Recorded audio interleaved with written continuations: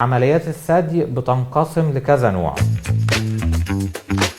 في بعض الحالات بيبقى حجم الثدي كبير قوي لدرجة ان الواحدة ما بتبقاش قادرة تلبس الهدوم اللي هي عايزاها، بتضطر تلبس هدوم واسعة عشان تخفي حجم الثدي ده. كبر حجم الثدي مش بس ليه تأثير على الشكل الجمالي، لا بيبقى ليه تأثير على حالة الجسم، ممكن يأثر على الفقرات الصدرية والعنقية. تصغير حجم الثدي بيبقى الأنسجة بتاعت الثدي متضخمة، فبنعمل جرح بشكل معين اسمه جرح لوليباب، بيبقى حوالين الحلمة بتاعت الثدي ونازل جزء بسيط كده بالطول. عمليات تكبير حجم الثدي دي بيبقى الثدي يعني صغير من غير ما يبقى فيه ترهل في الجلد، فبنكبر حجم الثدي شويه. التكبير بيبقى عن طريق حقن الدهون او عن طريق حشوات السيليكون. الفرق ما بين حشوات السيليكون وحقن الدهون بالنسبه للثدي: حقن الدهون ممكن الدهون يحصل فيها تكسير او امتصاص جزء منها،